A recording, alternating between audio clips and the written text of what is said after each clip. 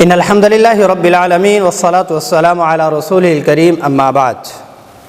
اللہ تبارک و تعالیٰ بادشاہ ہیں، اللہ کا کلام بھی بادشاہ ہے۔ اللہ تبارک و تعالیٰ نے اپنے کلام کو عزت والا بنایا، جو کہ شخص اس کے ساتھ جڑ جاتا ہے وہ بھی باعزت بن جاتا ہے۔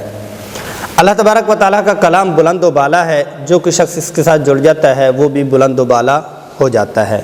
ساتواں پارہ ہے، ساتویں پارے کا خلاصہ آپ کے سامنے پیش کر دیتا ہوں۔ اس میں دو حصے ہیں، ایک حصہ سورۃ المائدہ کا بقیہ حصہ ہے اور بعد میں سورۃ الانعام کا ابتدائی حصہ ہے۔ پہلا جو حصہ ہے اس میں تین چیزیں ہیں، جو پہلا حصہ ہے اس میں تین چیزیں ہیں۔ حبشہ کے مسلمانوں کی تعریف کی گئی، اور دوسرا حلال حرام کی چند چیزیں بیان کی جائیں، اور تیسرا یہ ہے کہ قیامت کا تذکرہ کیا گیا اور عیسیٰ علیہ السلام کا تذکرہ بھی کیا گیا۔ جو حبشہ کے مسلمان ہیں جو ان کا تذکرہ کیا گیا وہ یہ ہے کہ تفیض من الدمع مما عرفوا، کہ جو انہوں نے اللہ کے کلام کو پہچان لیا، ان کے کلام اللہ کے کلام کے پہچان کی وجہ سے ان کی آنکھیں جو بہہ پڑیں، اور بہہ بھی ایسے پڑیں کہ ان کے نہ چاہتے ہوئے سیلاب کی طرح ان کے آنسو آئے، ان کی اللہ پاک نے تعریف کی۔ حلال حرام کی تفصیل تھوڑی سی یہ ایسے آئی ہے کہ اللہ پاک نے فرمایا کہ بھائی اپنے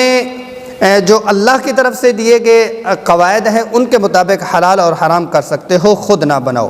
اور ساتھ میں قسم کے بارے میں قسم لغو کا بتایا گیا کہ وہ بھی حرام ہے، اور قسم غموس کے بارے میں بھی بتلایا گیا۔ اگرچہ قسم لغو کے اوپر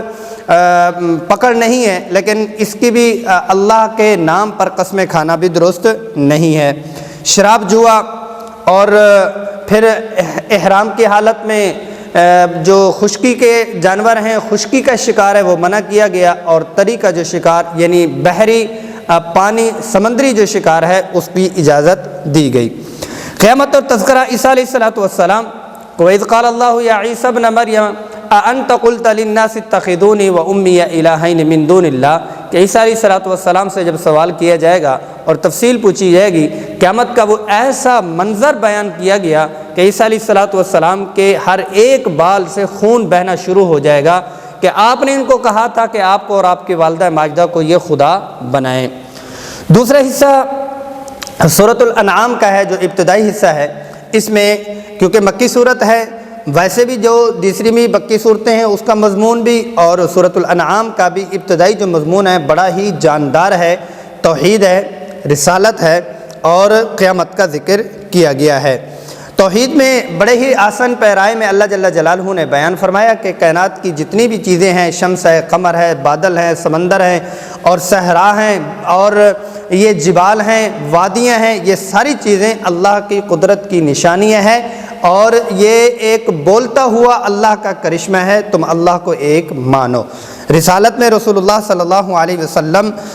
نے جو انبیاء علیہ السلام کا پیچھے تذکرہ ہوا انہوں نے بھی بتلایا، اور آپ صلی اللہ علیہ وسلم کی تصدیق کی گئی کہ رسالت آپ صلی اللہ علیہ وسلم کو اللہ کا آخری نبی مانو۔ قیامت کا تذکرہ کیا گیا،